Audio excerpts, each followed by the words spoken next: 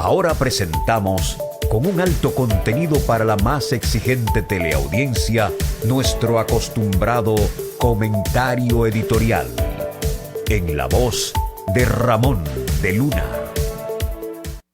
Mis amigas y amigos, ya he titulado mi comentario editorial de hoy "Recen por mí", frase que se ha hecho histórica. Ese es el tema, de lo del Papa Francisco, que parece en el Vaticano ciertos cardenales de la extrema derecha están por hacerle la vida imposible para que dimita y deje el papado. Mi comentario comienza así. Desde el Vaticano romano llegan ya no rumores, sino noticias sin tapujos de los funestos planes que tienen en mente el grupo de cardenales de la casta más retrógrada, esa misma que allí se ha impuesto siempre con las ideas y hechos más atrasados, como han sido los complots contra papas de mente abierta y brillantes, y en contra también de aquellos que han intentado adecuar la religión católica a los nuevos tiempos. Así ocurrió con Juan XXIII, con Juan Pablo II y otros que cayeron abatidos por esa claque cardenalicia que hoy es minoría en Roma. Antes ha fraguado y llevado a cabo planes que no sería arriesgado calificarlos como diabólicos. Hay que recordar que en Roma fue noticia, aunque nadie en el Vaticano se atrevió a denunciarlo con pelos y señales, de la muerte de un papa que, de acuerdo a noticias difundidas en el diario Correo de la Sera, resultó muerto al ingerir una sopa envenenada.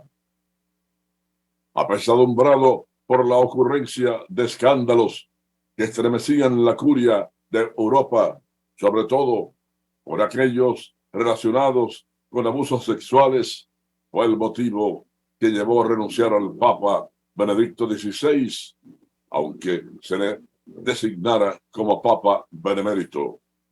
Entonces, el 13 de marzo del 2013, fue elegido, caso único e insólito para muchos cardenales, Jorge Bergoglio como el primer papa no italiano, quien pasó a ser llamado como Papa Francisco. Ya el hecho de ser latinoamericano y no romano, su papado, estaba condenado por la clerecía del Vaticano, la misma que una vez hace unos cuantos siglos repudió a Martín Lutero, cura alemán que por anunciar ser partidario de que la Iglesia Católica debía dar un giro de 180 grados, fue echado de la misma y resultó ser el comienzo de las grandes divisiones que a poco comenzaron a ocurrir en esa región. Pero muchos se están preguntando, ¿a dónde nos llevará ese comentario del programa a las 18 horas? Ahora lo sabrán. Procedente del Vaticano, se ha difundido un cable noticioso que mueve seriamente a preocupaciones por la muerte de Benedicto XVI. Según la noticia, los conservadores del Vaticano estarían llevando a cabo un plan secreto para someter al Papa Francisco a una presión tal que lo lleve a dimitir de ser el Papa. Está claro que el objetivo del plan es forzar la salida del pontífice mediante un estrés excesivo, según lo declaró la semana pasada un cardenal italiano al diario La Stampa. El plan secreto se formulará sobre varios ejes y fases, pero tendrá un objetivo: poner el pontificado bajo tal presión que el Papa Francisco tenga que renunciar, que dimitir. Dicho diario señala que los opositores a Francisco saben que están en minoría, que van a necesitar tiempo tanto para ganar consenso como para debilitar a Bergoglio, un cardenal que hizo la denuncia al periódico italiano. Al parecer, los funcionarios más conservadores consideran al sumo pontífice demasiado liberal en materia de homosexualidad, aborto la comunión para los divorciados vueltos a casar y el celibato de los sacerdotes, pues muchos en el Vaticano critican con sorna al Papa Francisco y hasta lo chatan de ser izquierdista, que ya es mucho decir. El cardenal de la denuncia reveló al diario La Estampa que los enemigos que Jorge Bergoglio tiene en el Vaticano actuarán a la sombra, mientras que otros serán más abiertos en sus críticas. Entre estos últimos se encuentra el arzobispo George Gansmail, quien durante 19 años fue secretario personal del Papa emérito Benedicto XVI, el cual se ha mostrado muy crítico con Francisco en los últimos días. Cuando por primera vez escuchamos al Papa Francisco decir, oren por mí, comenzamos de inmediato a sospechar que ya Jorge Bergoglio había comenzado a sufrir la desidia y la diabólica tramas que están acostumbrados los ensotanados del Vaticano. A los católicos que nos escuchan, les recomendamos rezar por la tranquilidad y la vida del Papa Francisco, pues ya ustedes ven que esa ataraxia que mora en las siniestras habitaciones vaticanas han urdido su plan y su división, y para ello están dispuestos a todo en el sentido de la palabra, mucho más a quienes tienen así allí como un freno, y que para ellos no es más que el Papa Francisco es un comunista. Este fue nuestro comentario editorial en la voz de Ramón de Luna. Bueno, la televisión pública española mostró accidentalmente la simbología nazi que lucía en una casa ucraniana durante una celebración de la Navidad ortodoxa. El reportaje de Radio Televisión Española pretendía mostrar cómo una familia de expatriados prepara el festejo según sus tradiciones, pero lo que las cámaras captaron no fue tan solo la comida y las decoraciones navideñas. Las imágenes televisivas mostraron una pared en la que la familia rendía culto a Stepan Bandera, líder de la Organización de Nacionalistas Ucranianos que colaboró con los nazis durante la Segunda Guerra Mundial.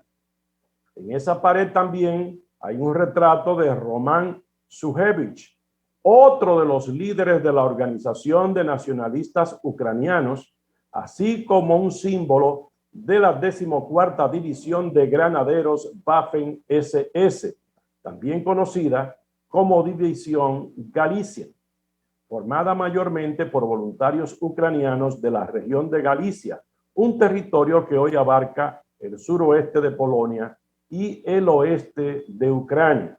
Por cierto, sectores de Polonia y Israel, con un homenaje a esa figura que le hicieron en Ucrania, pues no mostraron estar muy contentos. Jamás lo van a estar. ¿Usted sabe qué pasó en Europa del Este, don Ramón?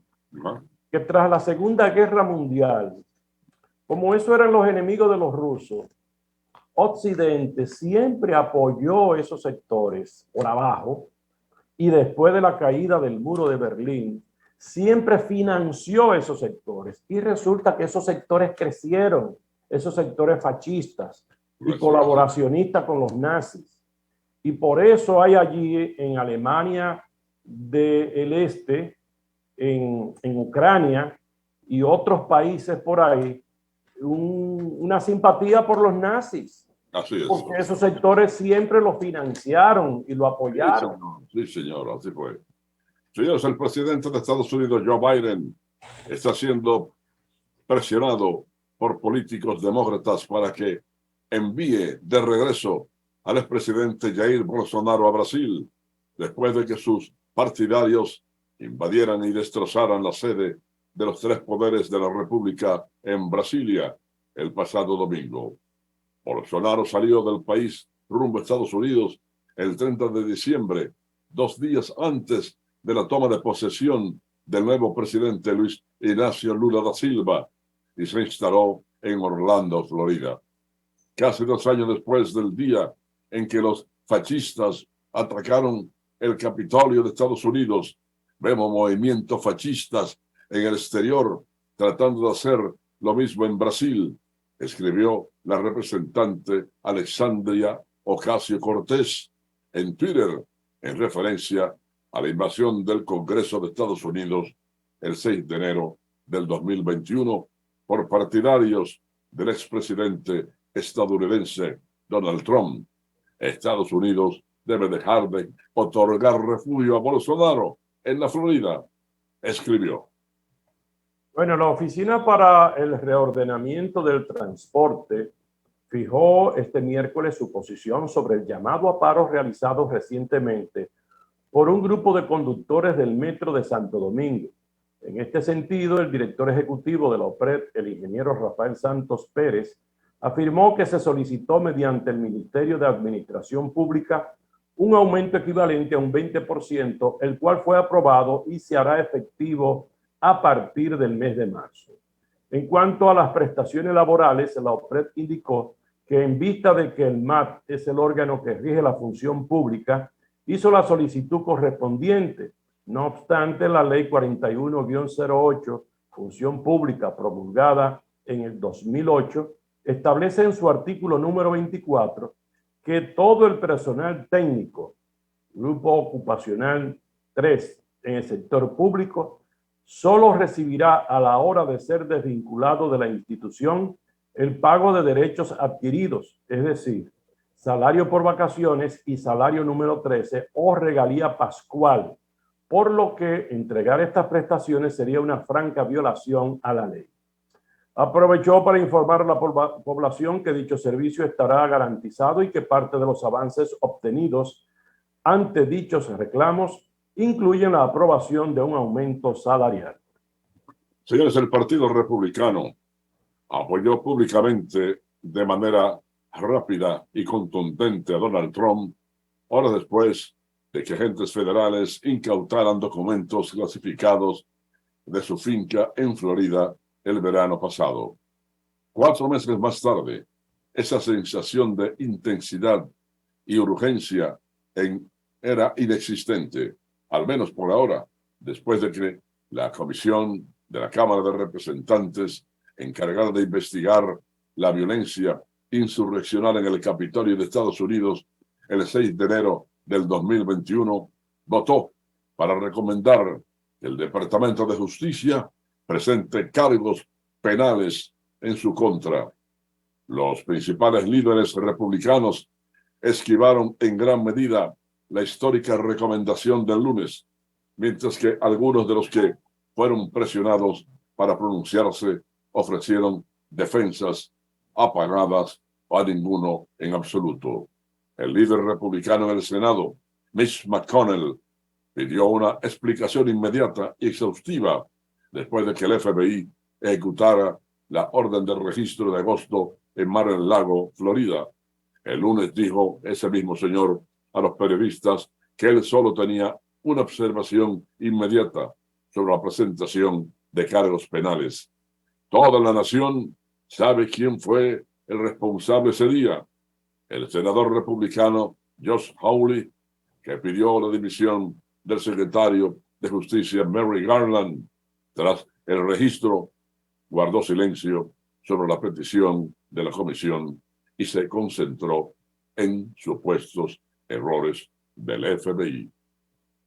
Bueno, vamos a escuchar a continuación a Lucildo Gómez, subdirector de la Oficina de Información y Prensa de la Presidencia, quien nos habla a continuación sobre los planes y las prácticas para la seguridad que está tomando el gobierno en la actualidad. Subdirector Nacional de Información y Prensa. ¿Por qué, a tu juicio, no está establecido los partidos? Cómo conducirse como partido. No hace la unidad partidaria. Yo creo que el PRM. En la República Dominicana, en campaña, pudiéramos lograr un consenso entre los dirigentes. Y bueno, resultó bien. Ya es financiera, el descrédito de los políticos. ciertamente hay muchos partidos que ya han iniciado su campaña, pero en el caso del Partido Revolucionario Moderno, nosotros estamos en los procesos institucionales, primero de elección de nuestra dirección partidaria, ahora en el proceso de crecimiento para hacer que nuestro padrón electoral llegue a unos 3 millones de electores.